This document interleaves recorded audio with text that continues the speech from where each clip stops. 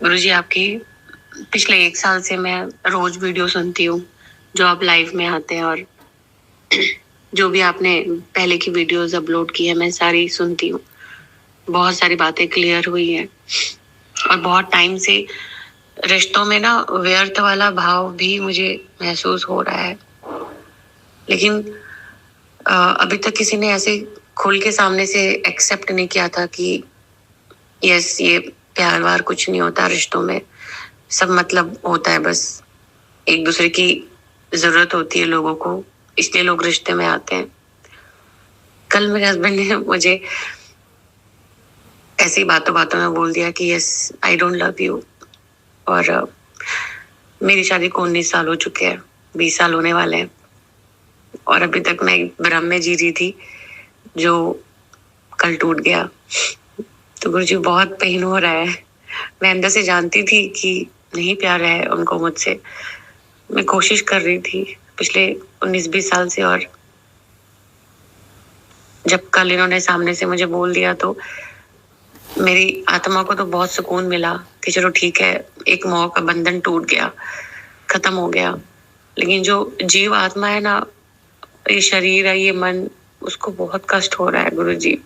मैं 2 दिन से बस रो ही जा रही हूँ और मुझे अच्छा नहीं लग रहा है। मैं क्या करूं, मुझे समझ में नहीं आ रहा है मैं क्यों रो रही हूँ। एक तरफ से मुझे अच्छा भी लग रहा है, मुझे हल्कापन महसूस हो रहा है कि मेरा बंधन टूटा, सामने से इंसान ने बोल दिया, तो अब अंदर से और तोड़ना बहुत इजी होगा मेरे लिए। बट मैं उस पिछले टाइम को मैं भूल ही नहीं पा रही हूँ। मैंने जो उनको लव दिया, वो मेरा लव था गुरुजी या मेरा मोह था? और ये सुनने के बाद भी मैं उनकी साइड से अपना ध्यान हटा नहीं पा रही हूँ। मुझे उन पे गुस्सा नहीं आ रहा है। मुझे लग रहा है कि चल, इस बंदे ने भी अपनी दिल की बात बोल करके ना अपना दिल हल्का कर लिया, खत्म किया इसने बहुत कुछ। तो मुझे इस बात की खुशी भी है, लेकिन अंदर से ना कुछ तो है जो वो रोए जा रहा है, और मुझे बहुत तकलीफ हो रही है, बहुत पेन हो रहा है। मुझे समझ में नहीं आ रहा है मैं क्या करूं। प्लीज गुरुजी, मेरा मार्गदर्शन करिए, मुझे कुछ समझ में नहीं आ रहा है। क्या रिश्ते की व्यर्थता जानने के बाद उसी रिश्तों में लव, मतलब अनकंडीशनल लव, हम देख सकते हैं? होता है ये, या सिर्फ मोह होता है? गुरुजी प्लीज कुछ तो मेरे को मार्गदर्शन करिए, क्योंकि मुझे बहुत तकलीफ हो रही है। ये समस्या सबकी समस्या है। अब इसमें ऐसा है कि वो जब तक भ्रम को बनाए रखो, हाँ, है ना, सब किताबें आती हैं कि पति पत्नी अपने प्रेम को कैसे जिंदा रख सकते हैं। तो प्रतिदिन सुबह उठ करके आई लव यू बोलो और कुछ कुछ ऐसे वाक्य बोलो, और लौटते समय फूल जरूर लेके आना है, कुछ गिफ्ट जरूर लेके आना। जाते समय तुम ख्याल करो, अलार्म सेट करो, कुछ करो कि जाते समय तुमने पत्नी का चुम्बन लिया कि नहीं लिया, है ना। भी ख्याल दिलाओ अपने आप को, ताकि वो भ्रम जिंदा रह सके। भ्रम को जिंदा रखने के लिए काफी कुछ करना पड़ता है ना। तुम चाहते हो कि प्रेम जो है, प्रेम का अभिनय किया जाए। प्रेम का अभिनय हो ही नहीं सकता। प्रेम होता है या नहीं होता है। अब श्वेता का कहना है कि अब वो ऐसा सब कुछ हो गया है, दुख भी हो रहा है और अच्छा भी लग रहा है। अच्छा इसलिए लग रहा है कि भ्रम टूट गया। भ्रम को जबरदस्ती ढोए जा रहे थे। अब जो भ्रम टूट गया तो बड़ा अच्छा लग रहा है कि भ्रम टूट गया। और इधर जो है रोना भी फूट रहा है। फिर ये लग रहा है कि नहीं, अनकंडीशनल लव अब हो सकता है क्या? अब अनकंडीशनल लव जो है सिर्फ अपने पति से करना है। अनकंडीशनल लव, उसकी कंडीशन, लव अनकंडीशनल, और उसकी कंडीशन है कि वो उससे होना चाहिए। अरे अनकंडीशनल लव अनकंडीशनल होता है। प्रेम जो है किसी व्यक्ति से थोड़े ना होता है। प्रेम तो हमारी भावदशा होती है, चित्त की अवस्था, हमारी आंतरिक अवस्था होती है। और प्रेम का अर्थ जो भी आएगा सबको प्रेम बटेगा। हाँ? प्रेम का अर्थ है हम प्रेमपूर्ण हो जाएंगे तो सबके प्रति होंगे। वृक्ष है तो वृक्ष के प्रति भी होंगे, है ना। जो भी कुछ भी आएगा, जो व्यक्ति आएगा, जो पशु आएगा, जो आएगा, सबके प्रति हम प्रेमपूर्ण होंगे। प्रेमपूर्ण होना तो एक हमारी अवस्था है। अब अनकंडीशनल लव जो है वो किसी व्यक्ति के साथ हो, पति वो लड़ते हैं कि तुम्हारा मेरे साथ जो है अनकंडीशनल लव नहीं है, तुम मेरे साथ अनकंडीशनल लव करो, ये जैसे कोई कृत्य है और अनकंडीशनल करो, ऐसा कुछ हो सकता है क्या? मोह के साथ जुड़े रह सकते हैं, मोह ही तो था और क्या था, मोह है। और मोह के साथ में बहुत सारी असुरक्षा की भावनाएं होती हैं, इसलिए मोह बनता है कि उससे सुरक्षा महसूस होती है। सब एक सामाजिक व्यवस्थाएं तो हैं, और है क्या, ये संस्था जो है बहुत गौर से देखोगे, हम और कुछ नहीं कह रहे हैं, एक सहज और रिसर्च की बात कर रहे हैं कि ये जो संस्था है ये फेल्यूर साबित हुई है वर्ल्ड वाइड। परिवार नाम की संस्था फेल्यूर साबित हुई है, लेकिन जो है उसे इसका कोई ऑप्शन है भी नहीं, तो निभाया जा रहा है, इसका कोई ऑप्शन भी नहीं है। तो सामाजिक नीति नियम के ढांचे के तहत में जो दिखता है कि बेस्ट यही है, इसका ऑप्शन नहीं है फेल्यूर। अब समझना ये है, फेल्यूर का मतलब ये है, समझना यह है कि कोई स्त्री पुरुष अपने संबंधों के माध्यम से परमात्मा को जानना चाहते हैं तो संभव नहीं है। वो किसी दायरे के अंतर्गत परमात्मा को जानना चाहते हैं, क्योंकि तुम यहाँ धरती पे क्यों आए हो? परम तत्व को जानने के लिए। हाँ, परम तत्व को जानने के लिए आए हो। हम परम तत्व को जानने के लिए सारी प्रक्रिया वहीं पर है। तुम सबसे जो बेसिक रिलेशन यहाँ आएगा, है ना, माँ बाप के बाद में, और यह ज़्यादा प्रभावी होगा, वो पति पत्नी वाला होगा। तो इसमें तुम अपना परमात्मा को ढूंढोगे। और वैसा जो है क्रिएशन करने की कोशिश भी की गई कि पति परमेश्वर होता है, और स्त्री देवी होती है। स्त्री जो है देवी होगी और पति परमेश्वर होगा। ऐसा कुछ जो है क्रिएट करने की कोशिश भी की गई कि इस माध्यम से कुछ हो जाए, कि स्त्री के पास सरेंडर है तो सरेंडर कर दे ठीक से। और सरेंडर कितना हो पाता है वो तो पति पत्नियां सब जानते हैं, है ना। और वो कितना देवी मानते हैं वह भी हर कोई जानता है। पति अपनी पत्नी को देवी के सत तक मानते हैं, वह भी सबको पता है। तो प्रयोग तो हुए हैं, और प्रयोग कहीं कहीं सब प्रयोग का रेशो भी होता है, सफलता का माइनर रेशो होता है, कहीं कहीं सफल भी हुआ होगा, तभी तो किया गया ना।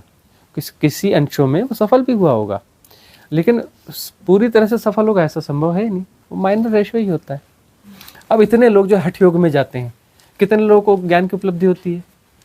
बहुत छोटा रेशो होता है ना। भक्ति मार्ग में तो लोग जाते हैं, कितने लोगों को होता है? माइनर रेशो होता है ना। तो यह भी है, ऐसा हुआ इसमें भी कुछ लोगों को हो जाता है, माइनर रेशो होता है, काम करती है चीज़, नहीं काम करती ऐसा है नहीं, है ना, लेकिन बहुत माइनर रेशो होता है। लेकिन ढूंढते तो उसी में पूर्णता को। प्रेमी प्रेमिका, पति पत्नी जो है एक दूसरे में पूर्णता को ढूंढते हैं, और वो मिलने वाली है ही नहीं, मिल नहीं सकती ना। पूर्णता कैसे मिले? पूर्णता तो अपने भीतर मिलेगी। उसका मेरे साथ प्रेम नहीं रहा अब, अरे प्रेम कोई कर थोड़ी ना सकता है, प्रेम कोई कृत्य थोड़ी ना है। उसे मुझे जिंदगी भर प्रेम करना चाहिए, उससे मैं शादी क्यों करी? कोई बात होती है? अरे प्रेम तो पैदा होता है, नष्ट होता है। जो पैदा होता है नष्ट होता है। अभी पैदा हुआ, आधे घंटे बाद खत्म हो जाएगा प्रेम, और खत्म हुआ तो लाया नहीं जा सकता, और उसको बचाया नहीं जा सकता। कभी होगा कभी नहीं होता। खत्म हो गया, किसी से पता चला खत्म हो गया, वो उसका वहां पर जो है वह पैदा ही नहीं हो रहा है, अब हो गया, खेल खत्म हो गया। तो ये वाला जो प्रेम भी है ना, इसमें भी ये तो घटता है, जब घटा सो घटा, नहीं घटा सो नहीं घटा। अब तो जबरदस्ती उसको ला रहे, तो नकली वाला ही आएगा, असली वाला कहाँ से आएगा? अनकंडीशनल लव और फलाना, किताबें पढ़ पढ़ के अनकंडीशनल लव को सीख जाओ। किताबों से कोई सीखा जाता है? ये कोई सीखने की चीज है? ये कोई सभ्यता की चीज है? कोई पढ़ाने वाली चीज है? अस्तित्वगत रूप से घटता है, घटता है तो घटता है, नहीं घटता है तो नहीं घटता है। जब घटता है तब घटता है, जब उसको विदा होना था तब विदा हो जाता है।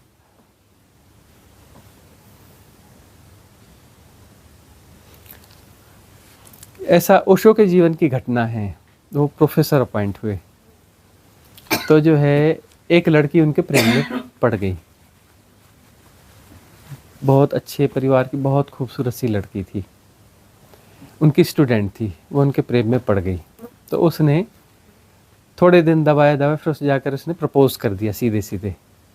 आचार्य रजनीश के नाम से जाने जाते थे उस समय, और प्रोफेसर थे, फिलॉसफी के प्रोफेसर थे। तो उसने जब प्रपोज किया तो उसने कहा बैठ, तुझे मुझसे प्रेम हो गया? हाँ। मैं तो ठीक है, मैं भी तुझे अच्छे से देखता हूँ। हाँ, मुझे भी तुझसे प्रेम हो गया है। गारंटी चाहिए प्रेम की? गारंटी नहीं मिलेगी। आज है, कल मैं कहूंगा कि तुझसे प्रेम नहीं है। अभी है, कल की कोई गारंटी नहीं। गारंटी तो नहीं मांगेगी, गारंटी होती नहीं है। या फिर झूठ को जीना है? सोच समझ ले, सोच समझ के वापस आना मेरे पास, है ना। तू कहती है तो तेरा मुझसे प्रेम है, मैं तुझे देख रहा हूं, मेरे अंदर भी तेरे प्रति प्रेम उमड़ रहा है, ठीक है ना, लेकिन गारंटी कुछ नहीं है। तू सोच समझ के आना। और यह भी हो सकता है तो जब तक तू आए मैं कहूंगी मेरा तो तेरे प्रति प्रेम बचा ही नहीं, कुछ अंदर घटे ही नहीं रहा है। तो किसी गारंटी के तहत कुछ ऐसे संबंधों को मत ढूंढना। यह बात उसके समझ में ठीक ठीक आई नहीं, हो काफी समय तक पीछे पड़ी रही। वह अलग अलग तरीकों से उसे समझाया, फिर बाद में जाकर के धीरे से अलग हुई, और फिर उसने कहीं और मैरिज करी। उसने कहा तेरे को मैरिज करनी है तो कहीं और कर, है ना, और उससे अपना लड़ते झगड़ते रहे, तू तो अनकंडीशनल लव नहीं करता मुझसे। मेरे पास तो प्रेम की कोई गारंटी है नहीं, है तो है और नहीं है तो नहीं है। आकर्षण अभी है, कल को नहीं रहेगा, नहीं है तो नहीं है। और मुझसे तो उम्मीद करे कि आकर्षण नहीं है, मैं बोलूँ कि नहीं तो बड़ी सुंदर दिख रही है, मुझे तो भूत नहीं दिखेगी तो बोलूंगा तो भूत नहीं दिख रही है। मैं तो कह ही नहीं सकता था कि तू सुंदर दिख रही है।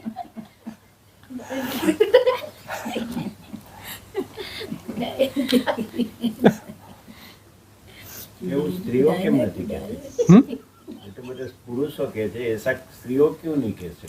नहीं, स्त्रियों को भी तो कहना चाहिए ना भाई, ठीक है। स्त्रियां आजकल तो कह रही, अरे आजकल के कल्चर में जाके, शहरों में जाकर देखो, लड़कियां ज्यादा खुद ही अपना बोलती है। ब्रेकअप की घोषणा 80% आजकल लड़कियां करती हैं, 20% लड़के करते हैं। देखते नहीं, पिछले रिट्रीट में आए थे एक दो यंग बच्चे, बाद में खोदा गया तो बोले ब्रेकअप के कारण डिप्रेशन में है। और रिट्रीट में आए हैं, बोले अपने आप को कलेक्ट करने के लिए आए हैं। क्यों? बोले गर्लफ्रेंड ने छोड़ दिया, ब्रेकअप की घोषणा कर दी उसने। नहीं देखे थे? आप भी थे उस रिट्रीट में? तो मौन सा लड़का जो था वो ब्रेकअप का शिकार था। ड्रग्स का शिकार हो गया। हाँ, बाद में फिर ड्रग का शिकार हो गया। उस ब्रेकअप में वो डिप्रेशन में इतना चला गया कि फिर नशे में चला गया। वह अभी जो है, हाँ, ब्रेकअप की घोषणा 80% लड़कियां करती हैं।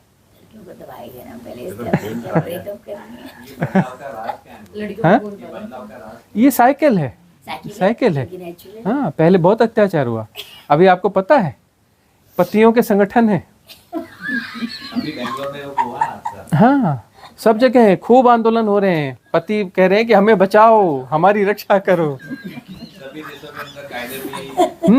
आंदोलन चल रहे हैं कि हमें अधिकार दिए जाएं। सारे लॉज लड़कियों इतने हाँ, इतने सालों बाद पति में अकल आई।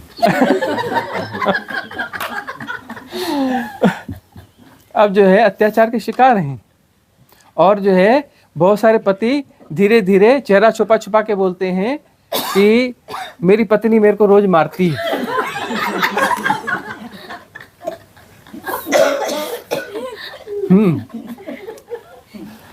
अब वो जो है, कोई पति बोले कि मेरी पत्नी मेरे जो मारती है, तो जो है वो जो ऑफिस वाले जो लोग हैं, उसके दोस्त हैं, उसके हंसी मजाक उड़ाएंगे। तो बोल भी नहीं सकता कि मेरी पत्नी मुझे मारती है। लेकिन अब जो संगठन बने तो थोड़ी थोड़ी हिम्मत आने लगी है, थोड़ी थोड़ी हिम्मत आने लगी है, और कहीं कहीं बोलने लगे हैं कि मुझे तो मेरे 15 साल से मेरी बीवी मारती है, बेलन से कूटती है, फिर बोलता है फलाने से मारती, झाड़ू से मारती है, बर्तन फेंक के मारती है। अब बोलने लगे हैं। और हम जो है, हम जो है ईमानदार हैं, हमारे पास बहुत सारे पतियों के दुख दर्द हैं, हम किसी का भी नाम उजागर नहीं करेंगे। स्वामी जी एक नाम तो बोल दो, मैंने कुछ नहीं किया।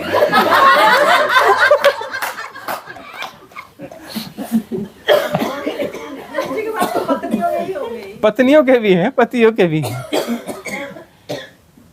तो यह जो प्रकृति का नियम है, एक साइकिल होता है। लेकिन मुझे ऐसा भी कहते हैं ना कि किसी से इतना भी प्रेम करो जिसमें कि आपको परमात्मा दिखने लगे, तो वो फिर क्या होता है?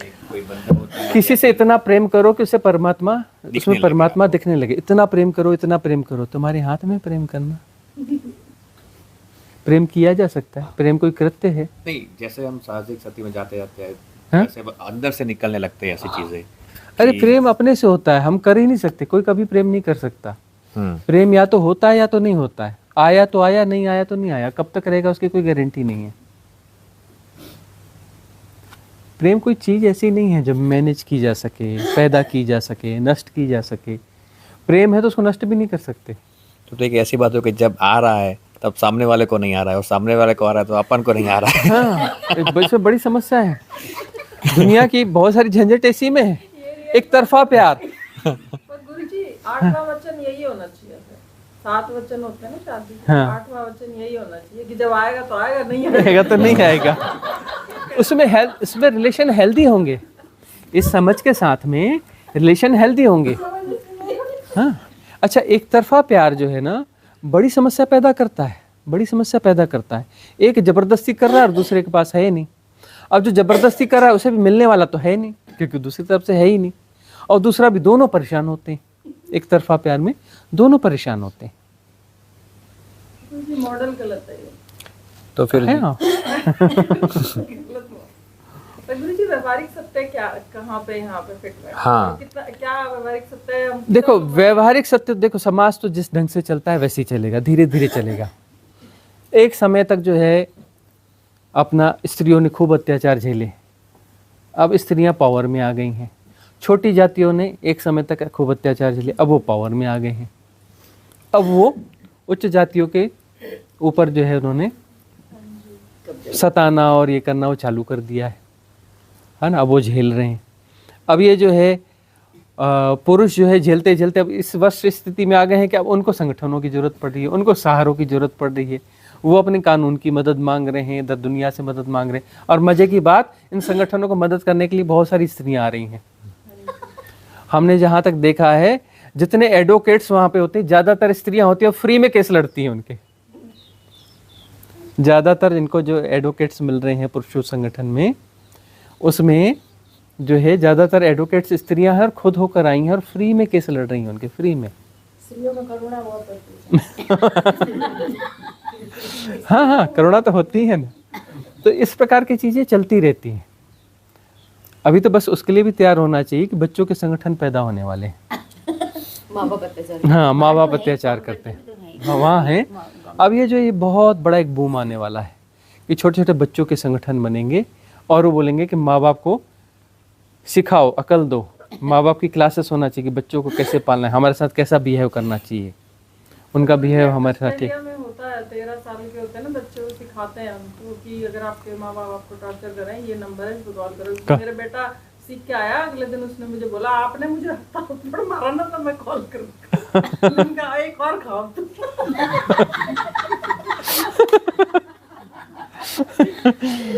यह सब जो है, उसको मारना है तो इंडिया लाने का, फिर मारना इंडिया का, ठीक है।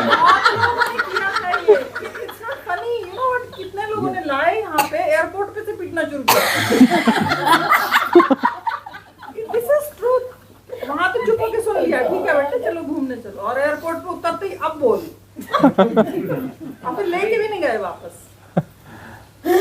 तो इस प्रकार की स्थितियां हैं। ये सब चलती रहेंगी, ये साइकिल है। साधक को यह देखना चाहिए कि इन प्रपंचों में न फंसे, इन सारे प्रपंचों में न फंसे। जो सामाजिक धारणाएं हैं, सामाजिक व्यवस्थाएं हैं, वो चलती रहेंगी। तुम किसी आग्रह को पैदा कर रहे हो कि मुझे इस व्यक्ति से प्रेम चाहिए, मतलब तुम व्यक्ति हो, तुम्हें अगले व्यक्ति से प्रेम चाहिए, तुम अपने सेपरेशन को मजबूत कर रहे हो। तो फिर ऐसे यदि आग्रह के साथ जी रहे हो तो दुनिया के सब लोग मुक्त हो जाएंगे तुम्हारे सिवाय। तुम मुक्त नहीं हो सकते, क्योंकि तुम ऐसे भयानक आग्रह में पड़े हो। मुझे इस व्यक्ति से प्रेम चाहिए ही चाहिए, मुझे ये ऐसा होना ही चाहिए। यह जो आग्रह है, ये सबसे बड़ा मोह है।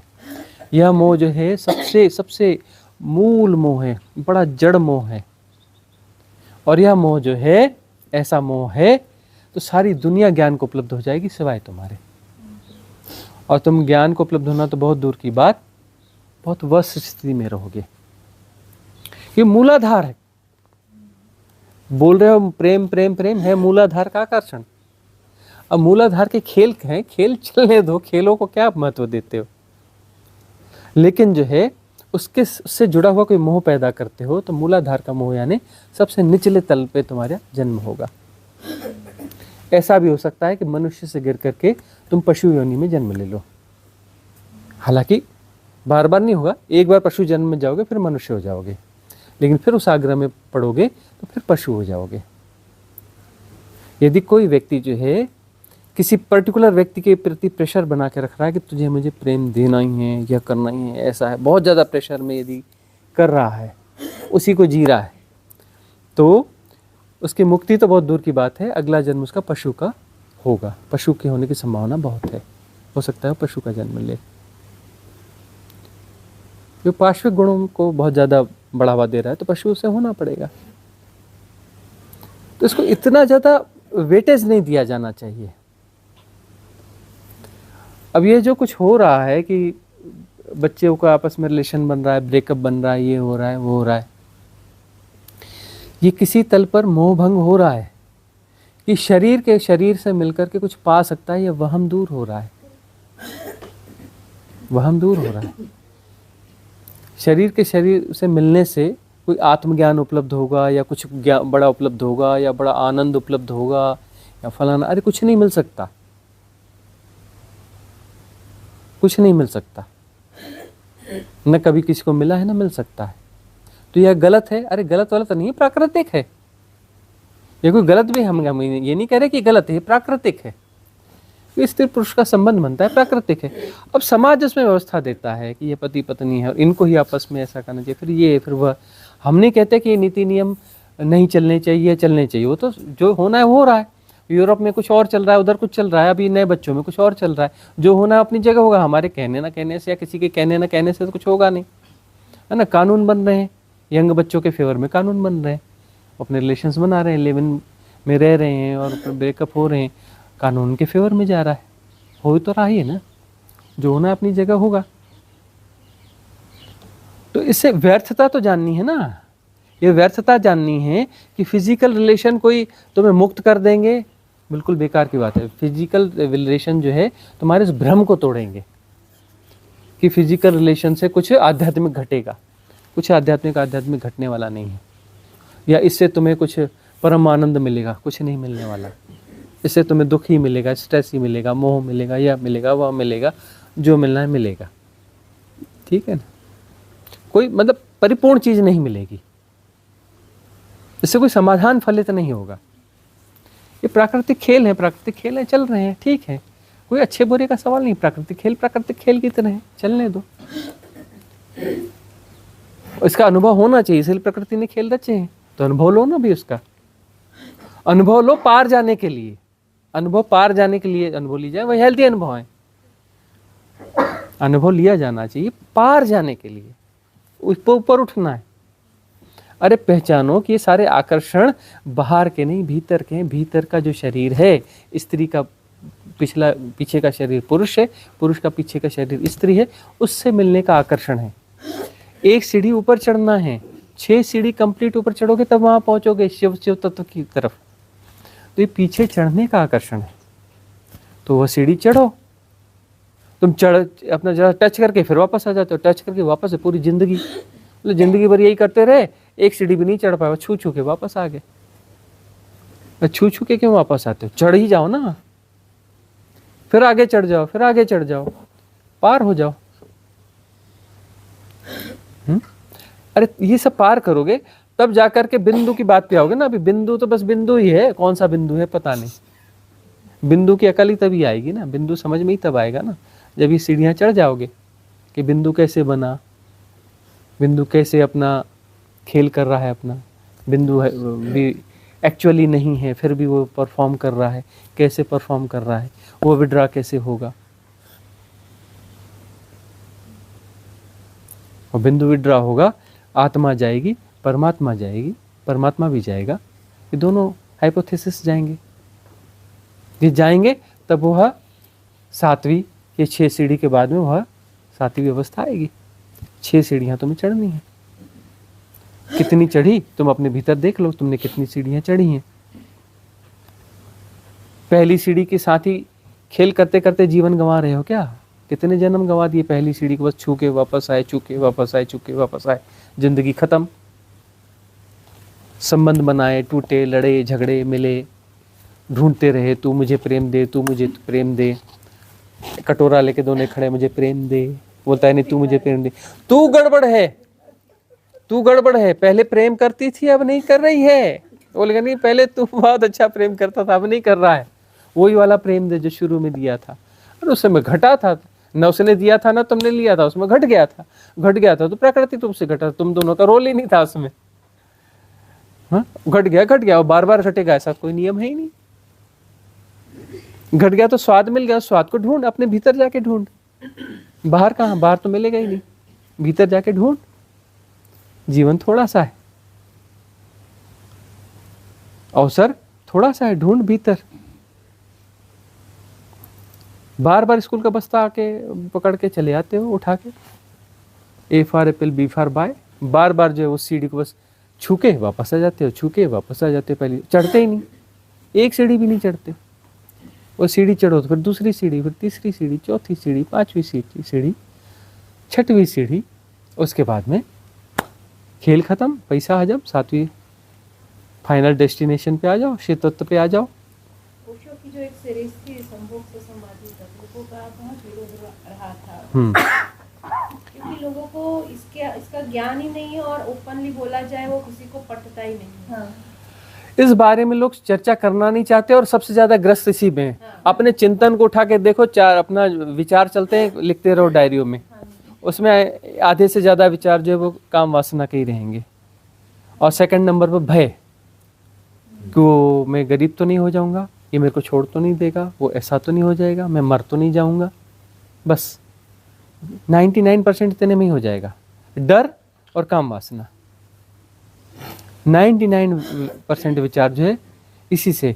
और मतलब इसमें और कुछ जोड़ लो तो लोभ, भय एंड ग्रीड तो दोनों साथ में चलते हैं ना, फियर एंड ग्रीड, है ना। तो जो काम वासना, लोभ और भय, 99% से इतने यही विचार हैं। इसी के गोल गोल चक्कर में सब गोलमाल हो रहा है। घूम के वहीं आ जाते हो गोल चक्कर में, फिर गोल चक्कर लगाते हो, बोलते हाँ यात्रा हो रही है। कोल्लू के बैल से पूछो, बोले हाँ मैं तो बहुत चल गया, शायद चंद्रमा तक पहुंच गया होऊंगा। और जब पट्टी हटती है तो पता चलता है कि नहीं, मैं तो उसी कोल्लू पे ही खड़ा हूँ।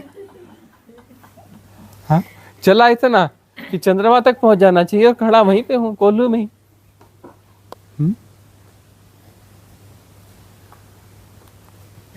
ये विचार स्त्रियों को काम वासना के कम होते हैं। देखो हाँ, पुरुष की प्रकृति ऐसी है कि आक्रामक होता है, तो उसमें यह विचार ज्यादा होते हैं, उसको बनाया इस ढंग से गया है।